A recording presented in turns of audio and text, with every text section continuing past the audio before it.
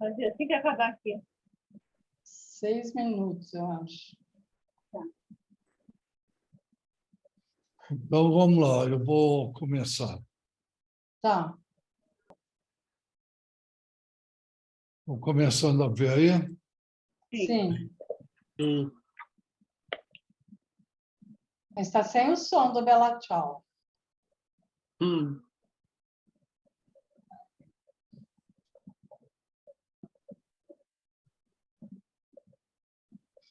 Importância.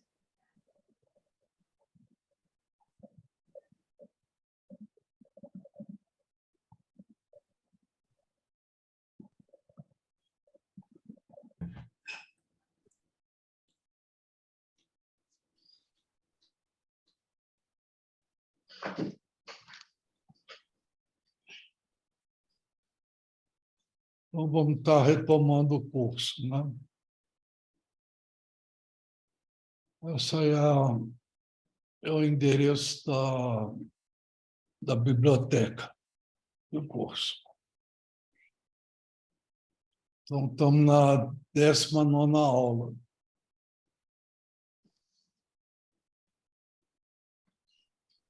Vou começar com os dados biográficos da Melanie Klein, né, que ela nasceu em Viena em 1882 e faleceu em Londres em 1960.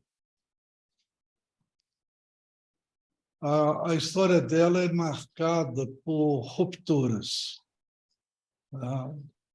O pai dela seguia inicialmente uma ortodoxia talmúdica e, aos 37 anos, rompeu com a ortodoxia religiosa e cursou medicina. Era um médico judeu polonês e se tornou um clínico geral. A mãe mantinha um pequeno comércio, ela vendia flores e répteis para colaborar com o marido na manutenção da casa. Era uma judia eslovaca, brilhante, cuja família erudita e culta era dominada por uma linhagem de mulheres. Tá certo? Eram as feministas da época.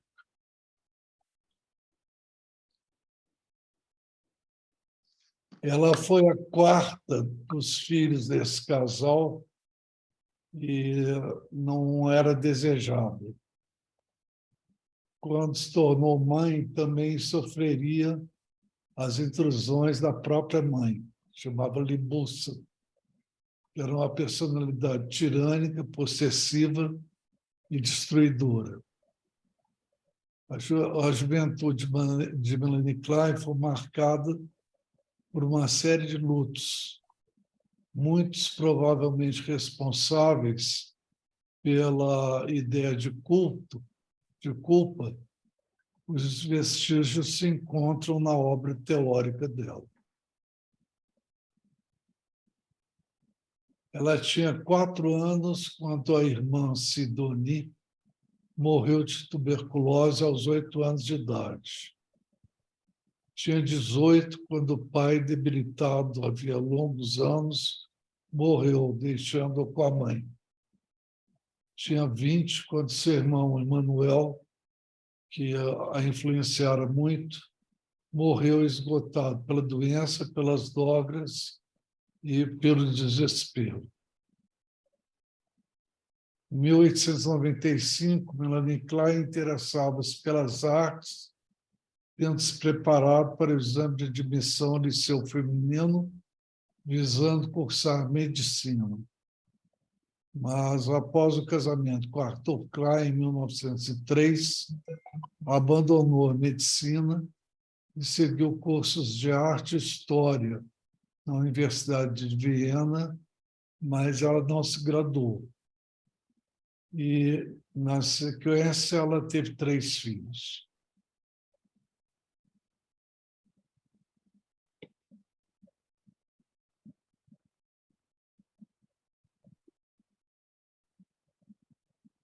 Voltou.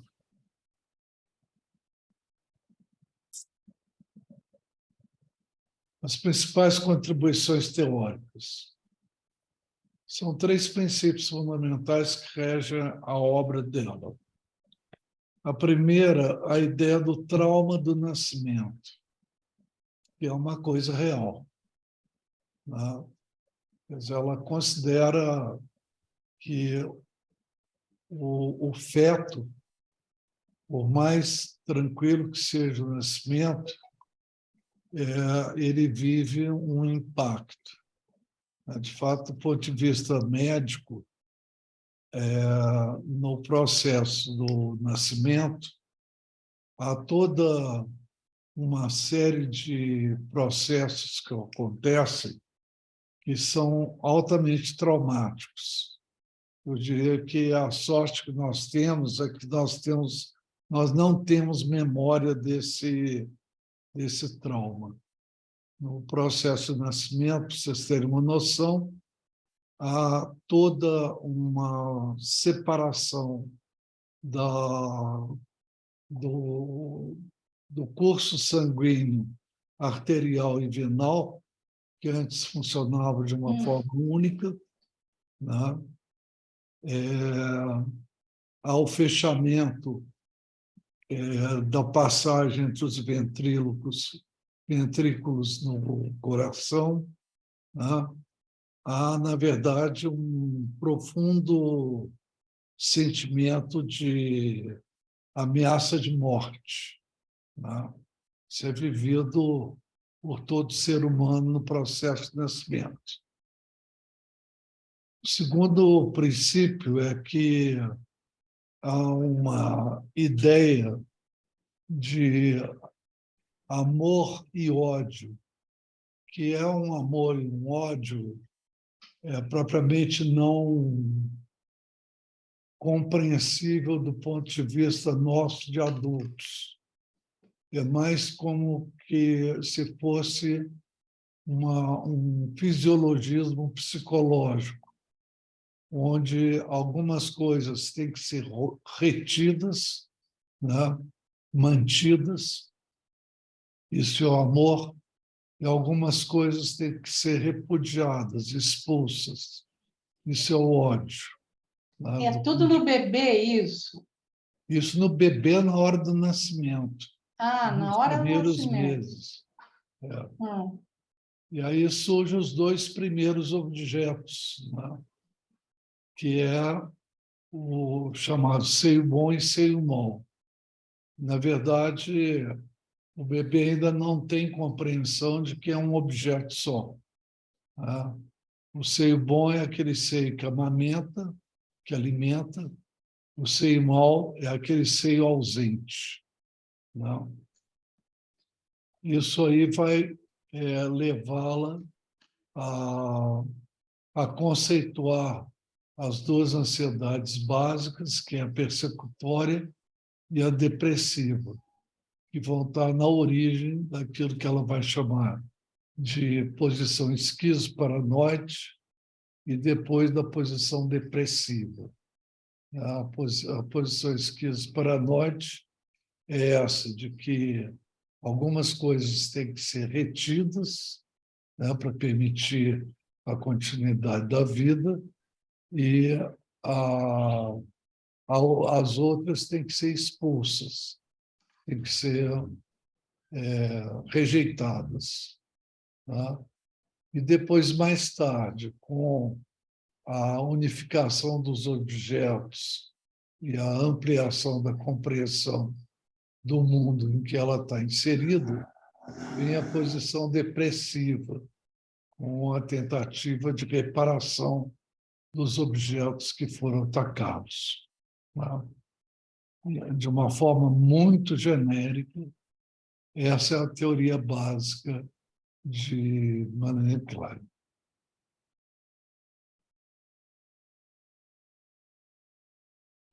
A influência da Melanie Klein no casal Pichon-Rivière foi muito importante.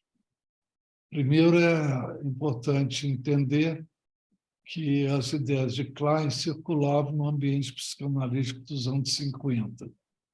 A Melanie Klein terminou imigrando para a Inglaterra, foi admitida na Sociedade Psicanalítica Britânica e, diante de Anna Freud, que fazia as primeiras proposições dela do ponto de vista de análise de crianças, ela discordou e a Sociedade Psicanalítica Britânica terminou se dividindo em 3 grupos. Um grupo pró-Anna Freud, outro grupo pró-Melanie Klein e outro grupo que se pretendia, vamos dizer, independente, né? Arminda, nesse mesmo período, estava se tornando psicanalista de crianças. Quem é Arminda, Marcos? Arminda é a primeira mulher de Pichon, Arminda Tá. Perasturi. Tá? Tá. Nesse primeiro período, ela estava se tornando psicanalista de crianças, né? Estimulada por Pichon. Se lembram que, na época do Hospício das Mercedes, o Pichon mandou separar um espaço de um banheiro coletivo, e transformou esse espaço num consultório infantil, no qual a Arminda trabalhava atendendo crianças, filhas ou ligados aos pacientes do hospital.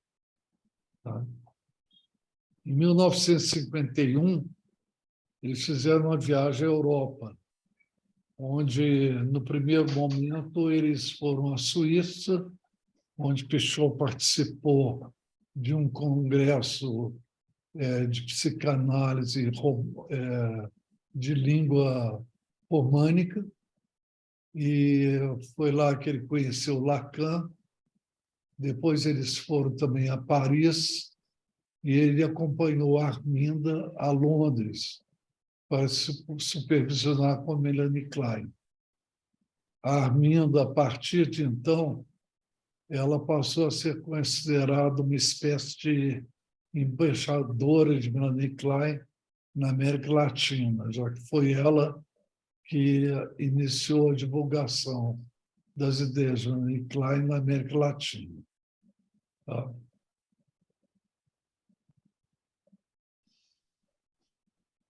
Os traços das ideias de Melanie Klein em Pichon são basicamente os seguintes. O primeiro é os medos básicos. O Pichon ele denomina medo do ataque e medo de perda, né? O medo do ataque, o medo paranoico, o medo de perda, o medo depressivo, né? Que são conceitos transformados a partir das ideias de Klein. Outro conceito de Pichon ligado a Klein são os vínculos externos e os vínculos internos. Quer dizer, daquela ideia inicial de Melanie Klein de objetos internos e objetos externos, a partir do conceito do seio mal e do seio bom, o Pichon rejeita a ideia de objeto e ele diz que o mundo interno é constituído por uma rede de vínculos, né? Então, a partir daí que ele vê os vínculos vinculados ao medo do ataque e ao medo de perda, né? E eles são vínculos internos e externos, né? Os internos como representação interna dos vínculos externos. Uma outra ideia é que o Pichon vai substituir as ideias de Melanie Klein das posições esquizoparanoide e e depressiva pela visão de posição operativa. Né? Na Pichon não existe posição esquizoparanoide ou posição depressiva, existe sempre, desde o início, uma posição operativa, que é a tentativa de mútua adaptação do sujeito ao ambiente.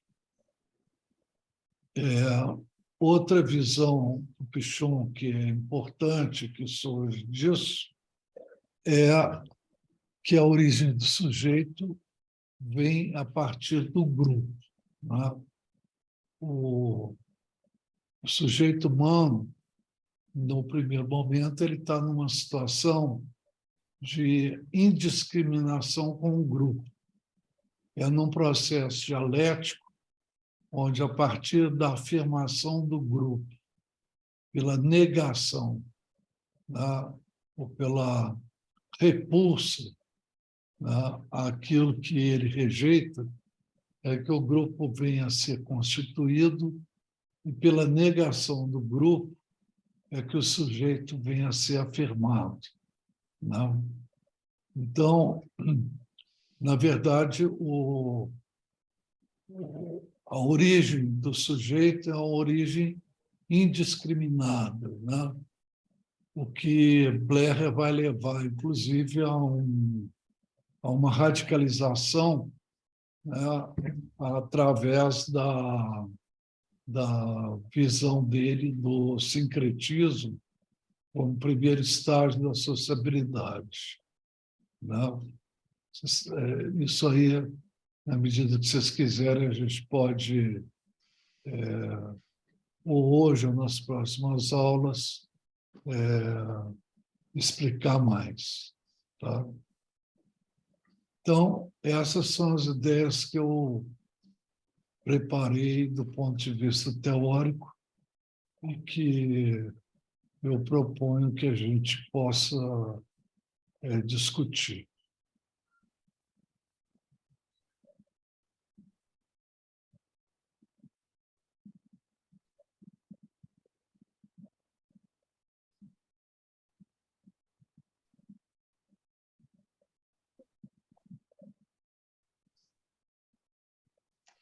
Quando você fala lá no comecinho daquela questão dos princípios fundamentais, para Melanie Klein, né?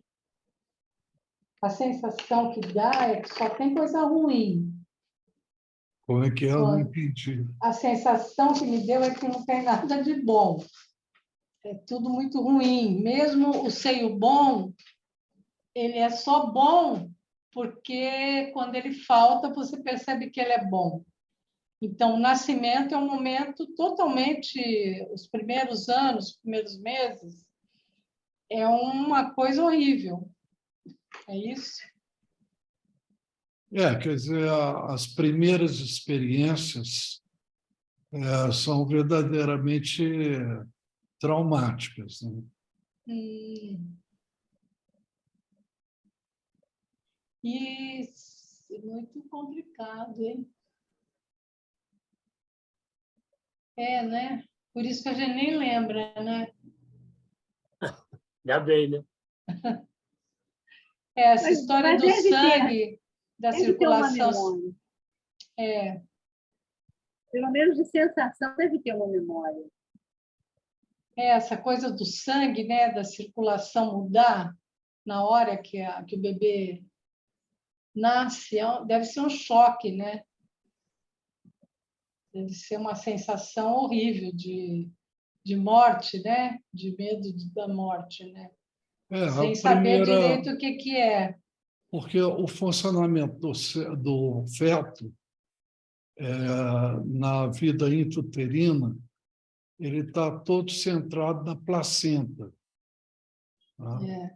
É através da placenta que recebe alimento e oxigenação.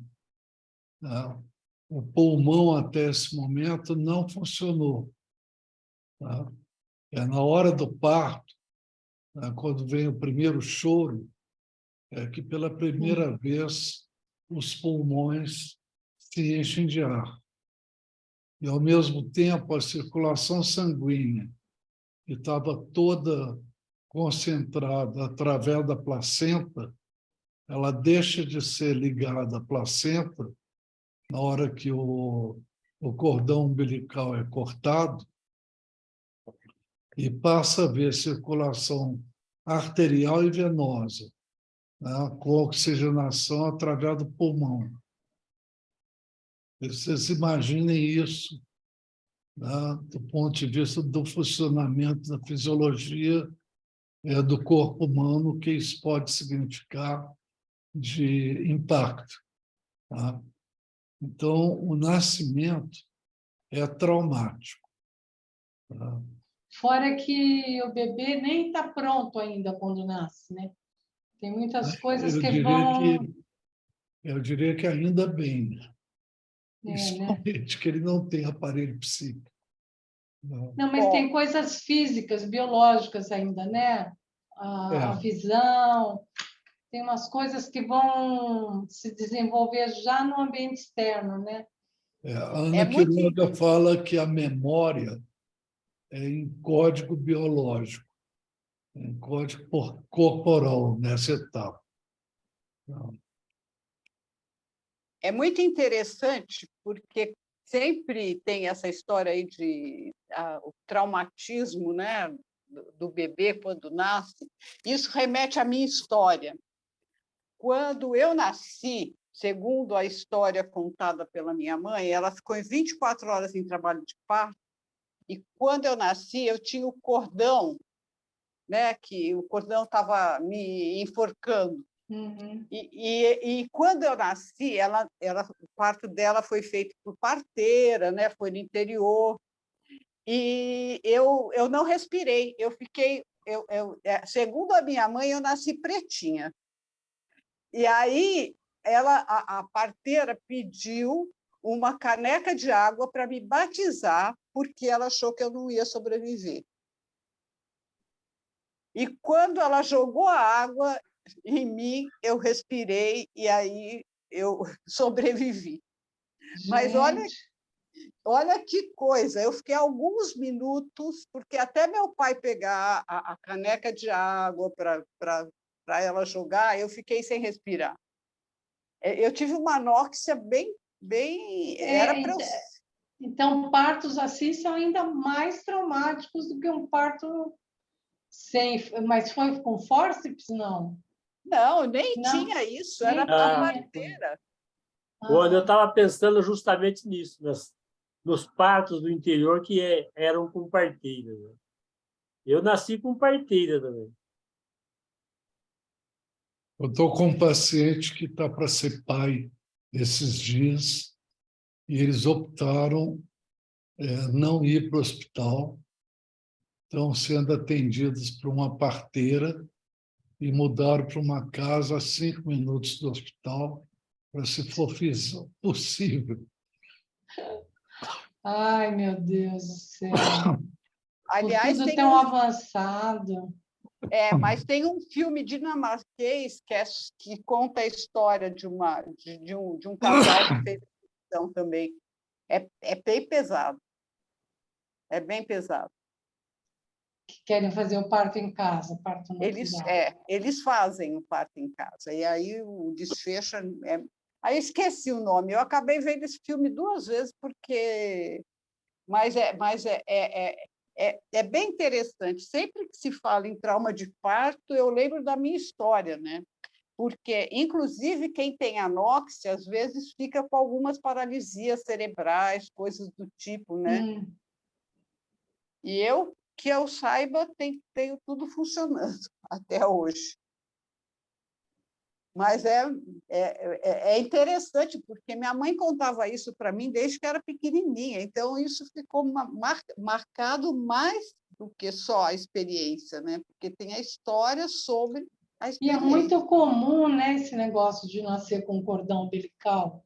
Eu também nasci com cordão umbilical, enforcada. Fiquei 24 horas para saber se eu ia viver ou não. E foi muito contado para mim isso também. E também É interessante. Porque para a mãe deve ser traumático também, né? Eles ficaram 24 horas sem saber se eu ia resistir ou não, esperando para ver se eu nascia ou não, né? Uhum. E eu sempre fiquei achando, qualquer dificuldade que eu tinha, eu achava que tinha a ver com o parto, sabe?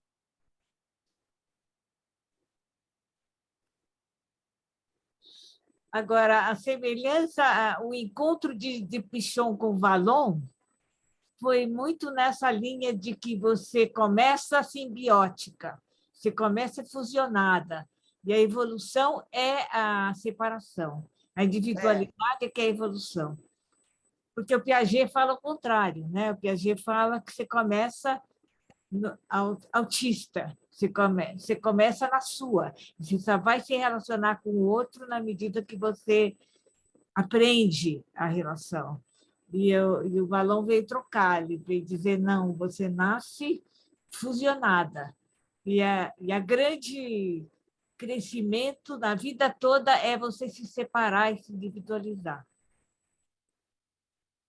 E muito interessante isso que você está falando, porque eu lembro que quando eu fiz o curso de grupo operativo, que a gente teve aulas bem longas, foi acho que muito tempo de aula sobre Melanie Klein, era muito interessante que a gente estudou a formação do mundo interno segundo a teoria dela. E foi quando eu aprendi que o mundo interno da gente era em camadas, né? A primeira é a simbiótica, né? Ou sincrética, depois vem a esquizoide, depois vem não sei o quê, a última é a neurótica, não é isso? Eu lembro que eu marquei tanto, e hoje, quando você falou que o sincretismo,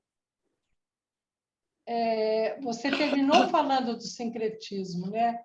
E aí eu já não sei se é de Pichon ou ainda é dentro da teoria da Melanie Klein, que você estava falando. É o Blair. Sincretismo é o Blair.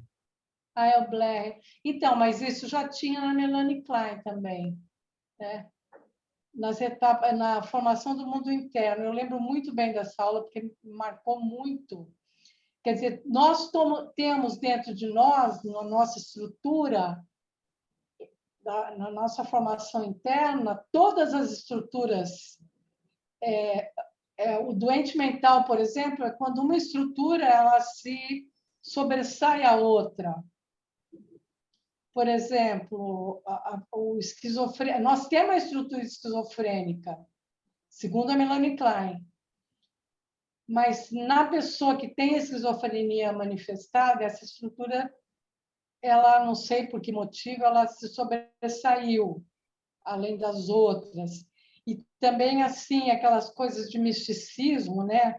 Da pessoa que consegue até adivinhar. A mãe, por exemplo, é muito simbiótica, que ela consegue adivinhar o que o filho está querendo, né? Essa coisa está dentro da estrutura de todos nós.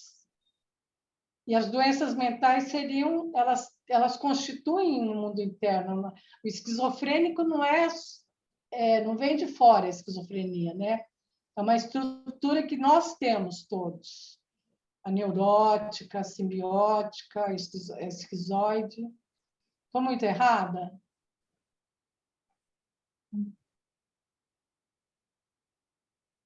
Quem responde?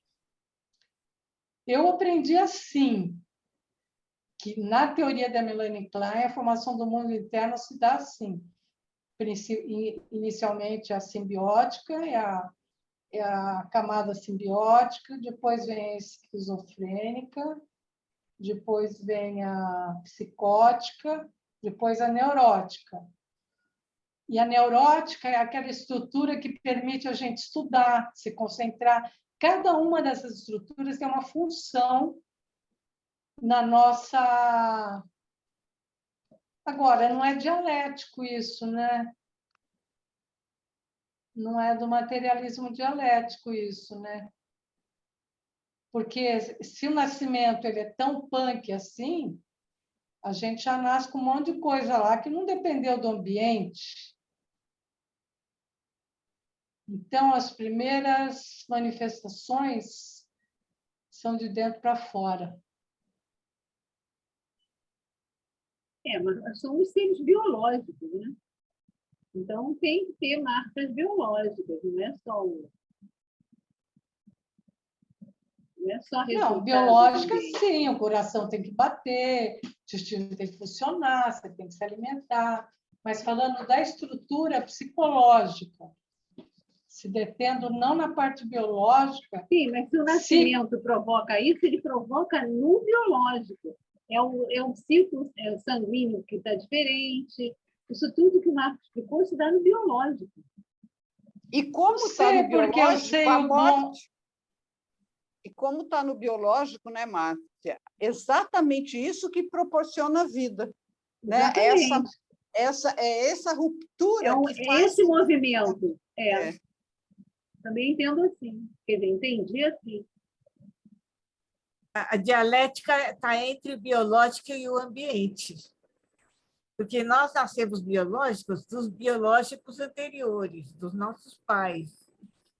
Eles também eram biológicos, mas eles também enfrentaram um ambiente. A dialética está humanos encontrando o ambiente. Mesmo porque o útero é um ambiente, né? O útero é um ambiente. Também. O útero é um ambiente, cada gestação se dá num ambiente. Hã? E cada gestação se dá num ambiente, numa determinada situação.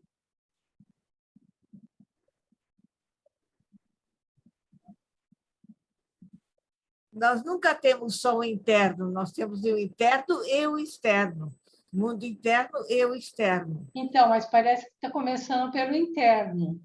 Porque quando a gente fala na dialética materialista, é o de fora que vem a representação do de fora para dentro, que você trabalha aquilo no teu palquinho interno e devolve de maneira transformada para o mundo externo, que volta para você e você transforma aquilo e devolve.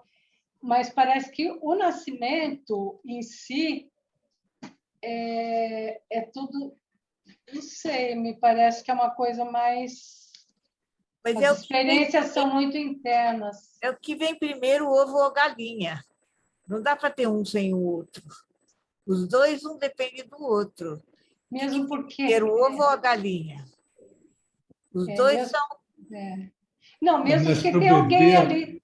Para o bebê, ele não tem condição de pensar o que é ele e o que é o de fora.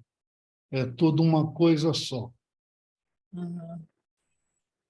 E como o de fora é diferente, cada de fora é um, porque cada mãe é uma, cada contexto que aquela mulher está é um, cada nascimento se dá num determinado contexto também. Eu acho que essas coisas isso também vão constituindo, não é não? Esse é o externo. Eu acho que o externo é tudo que não é do próprio organismo.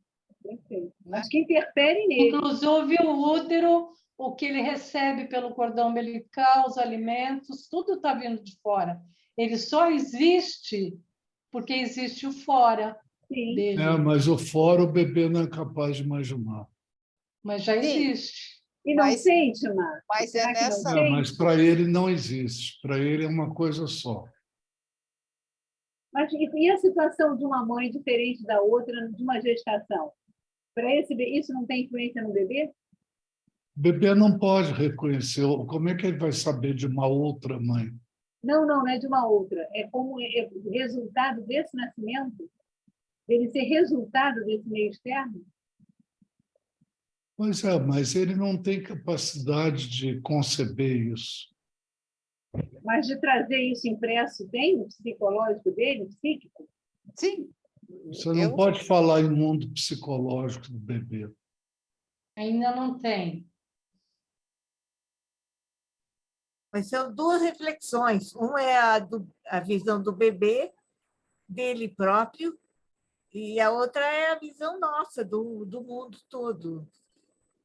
As duas visões estão aparecendo aqui, por isso que está tendo essa dupla interpretação. Porque a visão de Não, bebê porque, não é uma, a nossa é outra. porque, na verdade, a gente não pode supor que isso Freud já dizia, só que ele falava em instintos, né? O bebê não é uma tábula rasa, né? Ele já nasce com uma demanda, não é? Ele já nasce com impressão digital, quer dizer, ele já é um indivíduo. Pois é, mas para ele o que existe é satisfação e insatisfação. Ele não sabe. E o que a mãe vive durante a gestação? Isso fica marcado no bebê? E, como diz a Ana Quiroga, em código biológico. Em código biológico. Mas eu acho que a gente tem que abstrair, né?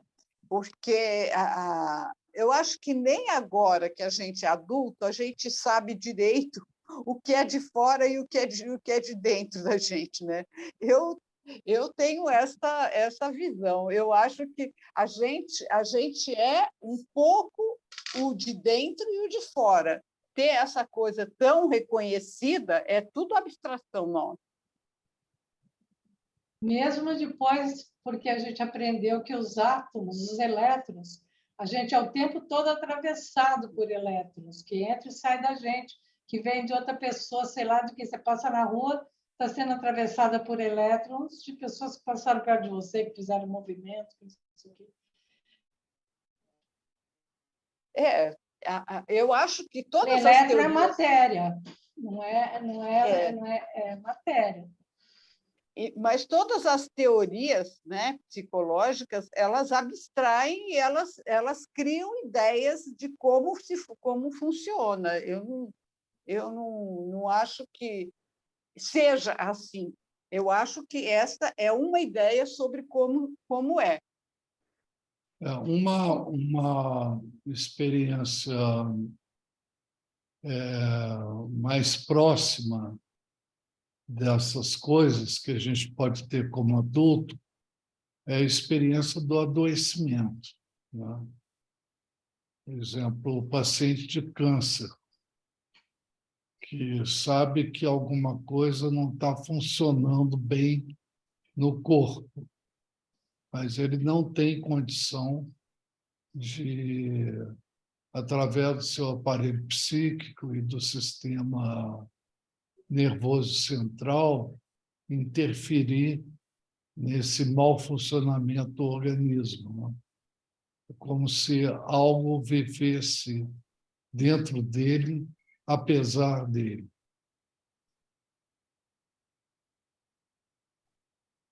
É uma coisa que você sente até num resfriado comum, né? Não, e o pior é que é verdade. No resfriado comum, por exemplo, você está com vírus. Se bem que você tem micro-organismos, você tem uma fauna inteira dentro de você, né? Você é habitado, teu intestino é habitado por uma fauna e flora enorme e benéfica, né? Nem sei por que eu falei isso. A expressão, por exemplo, meu corpo, é altamente questionável, porque até que ponto que é meu mesmo. Uhum. Nossa! Ué, se não for meu, de quem vai ser? Mas se você entender o ser meu como sendo algo sobre o qual eu tenho domínio você total, tem controle, né? Nesse caso... sim. Verdade. Agora, uma coisa que está me martelando muito é que eu sempre acreditei nisso, nessa formação do mundo interno, por essas camadas. O Pichon não fala disso, quem fala disso é Melanie Klein, né? Que todas as estruturas das doenças mentais fazem parte da formação do nosso mundo interno. E isso não é dialético, né? O Pichon vai ter a teoria da doença única, que é a depressão. Isso tudo estaria ligado à depressão, a essas outras doenças mentais? Então, vai dizer que todas as doenças estão ligadas a um processo depressivo básico. Eu acho que tudo é dialético. É porque aqui ele está dizendo que a ansiedade persecutória é um dos princípios fundamentais, né? É essa ansiedade persecutória, ansiedades persecutórias e depressivas na origem da posição esquizoparanoide e de posição depressiva. Ansiedades persecutórias e depressivas na origem da posição esquizoparanoide e da posição depressiva. Eu não sei, não entendi isso, não. É um dos princípios fundamentais que você colocou, né? Trauma do nascimento, amor e ódio, dando origem ao ser bom e ser mal, ansiedades persecutórias e depressivas, isso por causa do parto, né? Ansiedades persecutórias e depressivas na origem da posição esquizoparanoide e da posição depressiva. Quer dizer, todos nós temos isso. Sim. Para o Pichon é uma posição operativa. Sim, que para o Pichon é uma posição operativa. Ele não fala, então, Ele fala em ansiedade persecutória e depressiva como origem da posição operativa. O jeito que você vai São lidar... os medos básicos, são o medo do ataque e o medo de perda.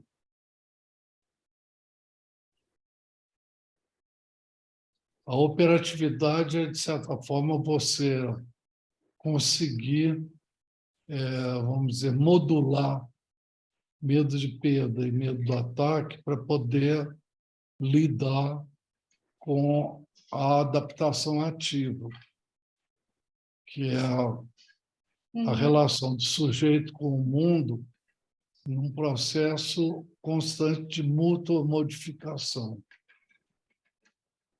O sujeito mudando o mundo e o mundo mudando o sujeito.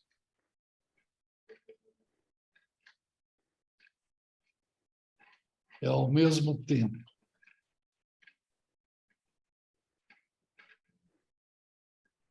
E quando o sujeito muda o mundo, ele se muda simultaneamente também.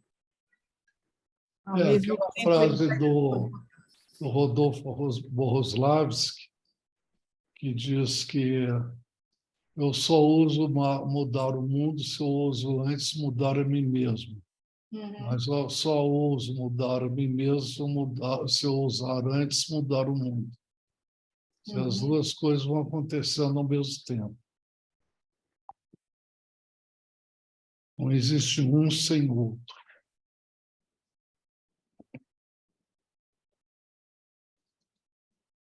Depois o Freud vai trabalhar isso do ponto de vista das séries complementares, né? Isso nós vamos ver adiante.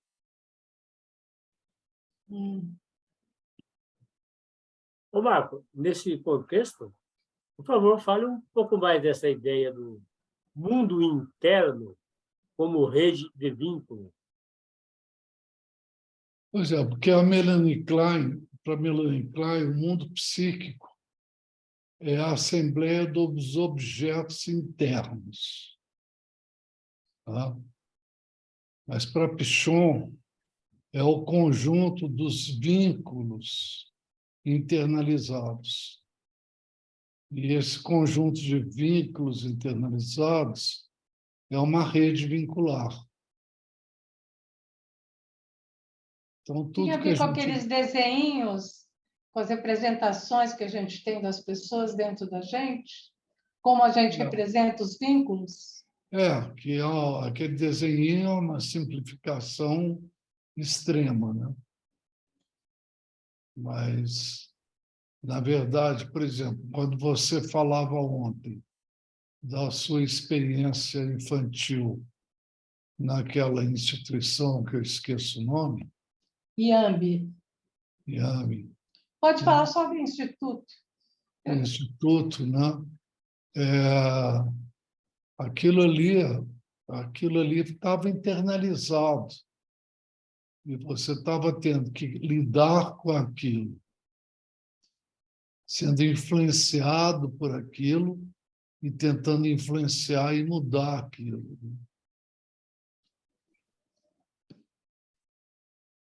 Ah, tá. Não é vínculo só com as pessoas, é vínculo com você no mundo, né? No Com mundo, todas as tuas com experiências. você, com os outros e com tudo que está em É, tudo. é.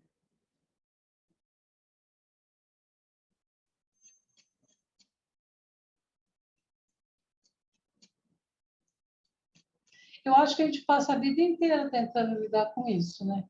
Eu com as minhas e cada um com as suas, mas eu acho que isso Sim. Quando você está comum. com esse projeto de fazer essa obra coletiva com esse pessoal, você está até hoje tentando lidar com essa realidade, mudando essa realidade e sendo mudada por ela. É parte da sua identidade.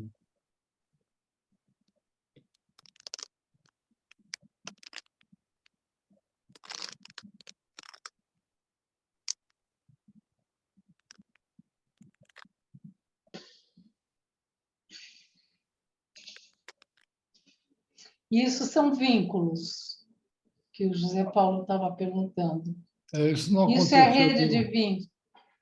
isso não aconteceu no vazio, né?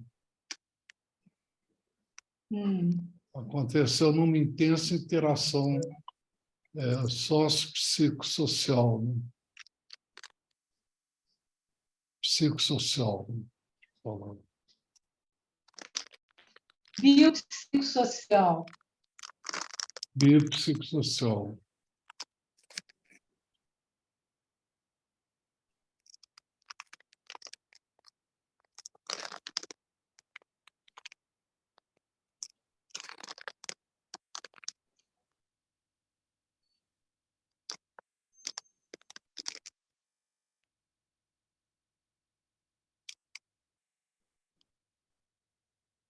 Será que o Milton vai fazer uma síntese hoje? Não. Não. Hoje não tem tudo. Não, hoje ele é participante.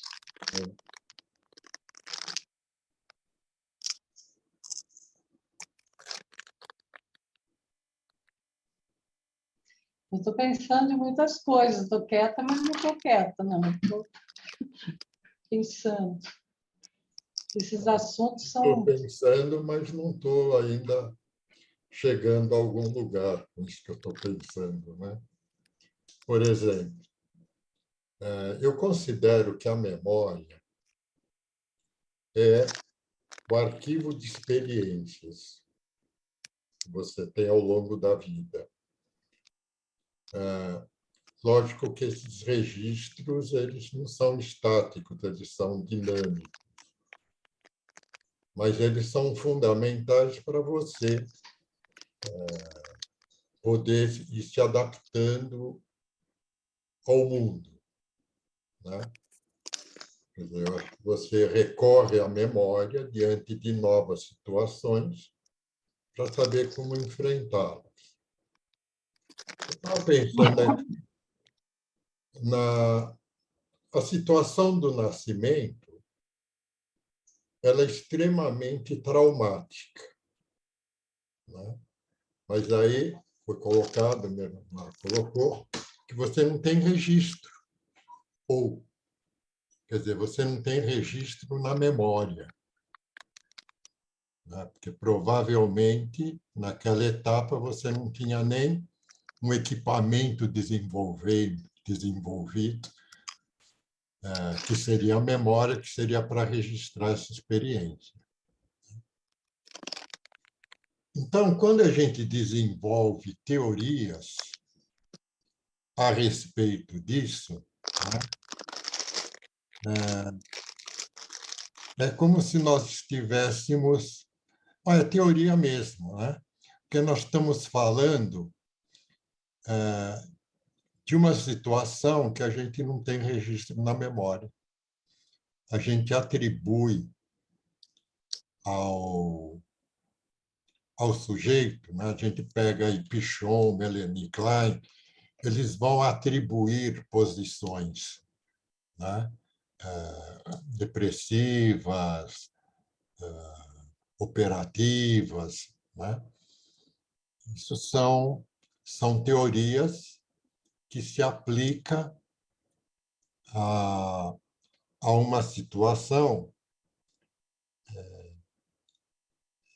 É aí que a coisa está confusa na minha cabeça, né? Porque você deve ter registro do nascimento, do trauma do nascimento, deve ter registro Celular, no quer seu dizer, organismo, nas né? células. As células têm memória. Eu não sei se pode se falar que a célula tem memória, né? Ou qual a implicação. Quer dizer, eu quero dizer que você tem uma situação extremamente traumática, mas que você não se lembra dela, né? Porque não ficou registrado. No entanto, chega um determinado ponto do nosso desenvolvimento, quando a gente adquire a capacidade de elaborar e de raciocinar, aí nós vamos aplicar sobre essa situação que a gente não tem registro, né? Nós vamos aplicar uma teoria de como ela ocorreu e as suas consequências. Por isso que a gente faz anamnese, né? Quando estuda um caso. A anamnese é um passo fundamental, que você tem que saber tudo, como nasceu, como foi o parto. São dados para estudo, né? Sim, mas você sempre tem uma teoria como referência por trás, né? Sim, E é isso que eu quero dizer. Essa teoria é bem assim no sentido, é uma teoria, é como que eu atribuo um significado a algo que, na verdade, nunca teve incorporado na minha memória. você vai dar esse significado por conta de alguma coisa que está acontecendo naquele momento, não é? Porque para Não, mas você... eu queria esclarecer uma coisa antes com o Newton, que é a questão da memória, porque você me parece que você está falando de uma memória de representação. Quer dizer, só no momento em que a gente pode representar é que a gente registra como memória, não é isso?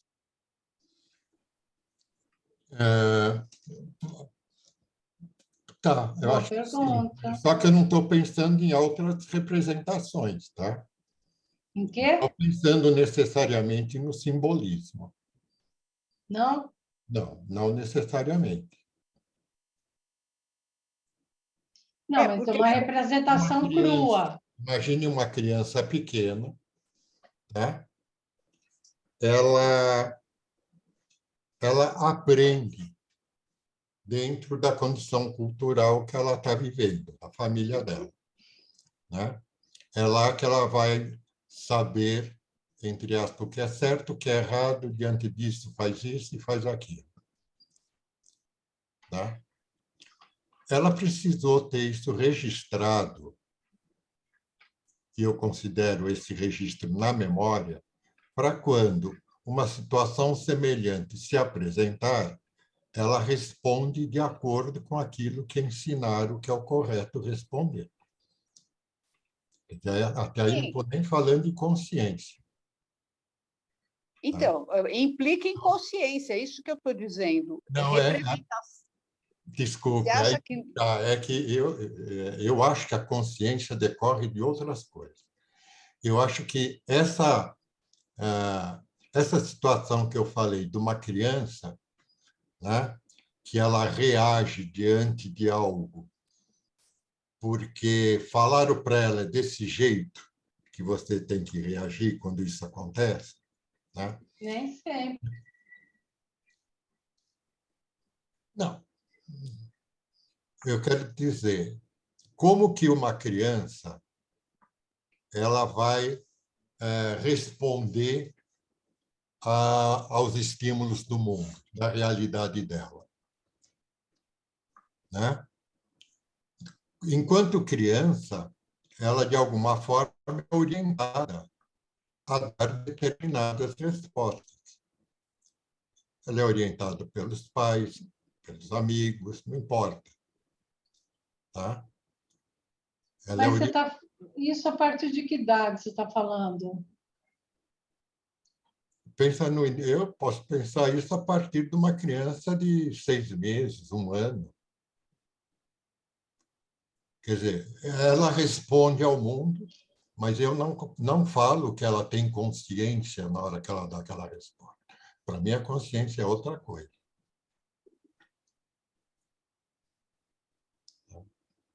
Quer dizer, eu estou falando nessa conversa por conta da... Não sei se ficou claro para a Ana o que eu estou considerando como memória. Né? Porque, para mim, assim, a memória é o registro de experiências que cada um tem. É o registro das experiências. Ela não é estática, ela é dinâmica, porque vai interagir. Então, mas o nascimento não é uma experiência? Sim. Então, é uma experiência tão traumática, mas, pelo que a gente está falando, ele não está registrado na memória. Tanto que a gente não se Ainda lembra não tem desse memória. trauma. Mas, Só então, que ele vai estar presente em várias situações da tua vida. Várias doenças mentais, provavelmente. Sim, mas a partir daí, quer dizer, se não está registrado, Como é ou... que pode atuar? Agora, existe provavelmente um tipo de registro no organismo que não dá para chamar de registro memorial, de memória. não, então, eu acho que talvez a gente tenha que fazer essa diferenciação de memórias, porque a memória, quando eu conto sobre algo, eu acho que é uma memória representacional, é uma memória que já tem representação. Né? Quando eu posso contar através de um desenho, através de qualquer coisa, mas quando eu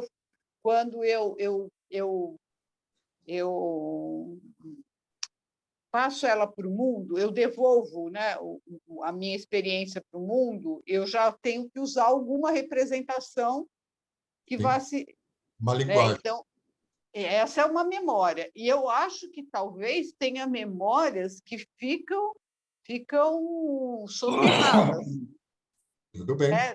Porque essa questão ainda não existe a representação, ou você não tem a capacidade ainda representacional.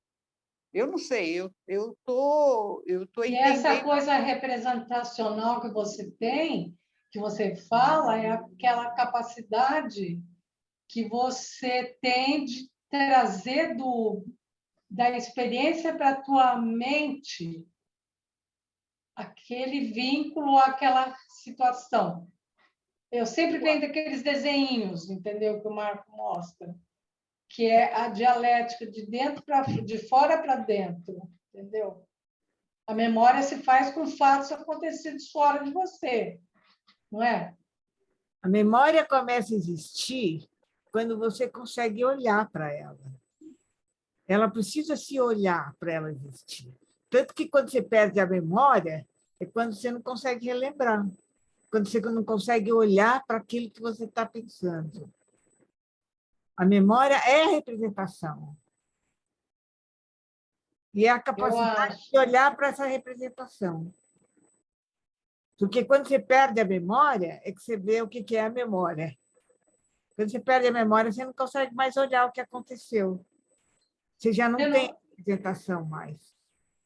Eu não sei se tem uma idade que a gente possa falar em que a memória começa a aparecer, porque tem aquelas fases lá, né, que o Freud fala. Sabe que eu acho que isso é um assunto para muitas horas de conversa. Eu também acho. Mas Mas aquelas regressões, é um belo assunto, as pessoas que fazem regressão.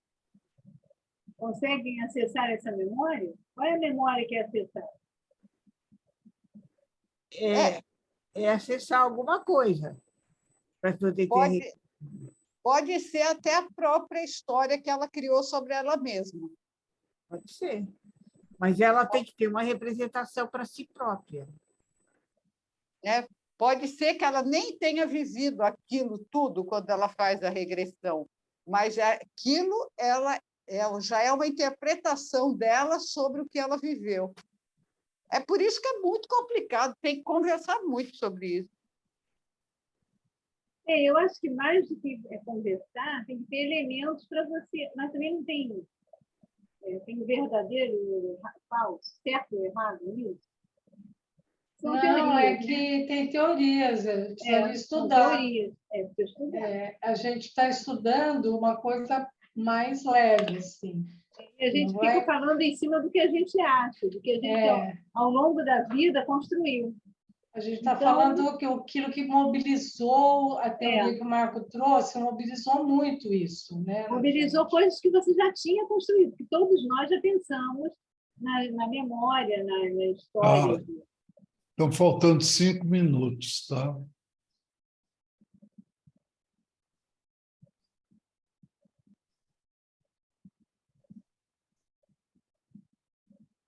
Vamos tentar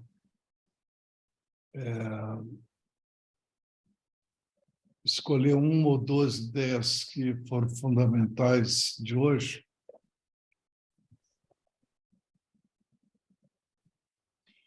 Eu vou ficar de novo com a memória. A gente está rodando nessa questão, nesse grupo está forte isso, não só aqui na aula, mas no grupo também. E mesmo porque eu tenho memórias tão antigas, que às vezes eu até me assusto. São muito antigas. Eu tenho memória... Eu não gosto nem de ir para mais para trás, mas eu tenho memórias bem de 2 anos de idade. Se eu quiser um pouquinho mais para trás, eu consigo. Eu vou ficar com isso. Eu acho que as memórias que eu tenho são de retrato. Eu vejo retrato e eu lembro daqui. Mas você lembra da cena? Sim, se olhar o retrato, aí eu acho que é tudo do retrato. Não sei. A gente precisa tomar cuidado, tem umas histórias sobre falsa memória. Uma hora... Ai. É muito... Ai, não venha dando de meu irmão. Não, tem uma história do Piaget que ele conta, que é muito interessante. Não, mas eu tenho detalhes, não é possível. Não, mas ele também tinha. Ele também Quem é? tinha. Pichon? Quem não, falou? o Piaget relata a questão, Desculpa, uma história dele, de quando ele era bebê. É muito interessante, mas isso aí não dá para ser hoje, não dá para a gente conversar hoje. Tá.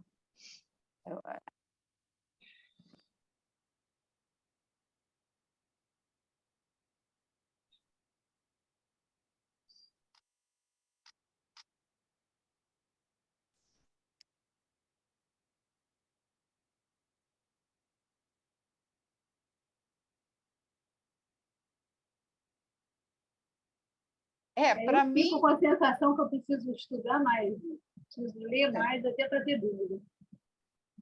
Porque senão eu vou ficar em cima do que eu acho, do que eu tenho que... Disso o que você está falando da memória? Teoria, não, dessa teoria que nós estudamos hoje. Estudar mais as teorias. Sim. Porque para ter dúvida, de fato, sobre o que nós estamos estudando, eu preciso estudar mais. Eu também acho fundamental. Memória é fundamental estudar. Fundamental. Porque a gente vive de memória. A gente elabora memória.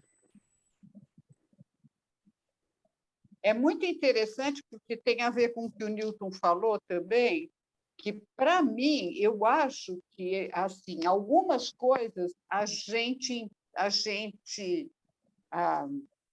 adota teorias, né? E, por exemplo, a questão de como a Melanie Klein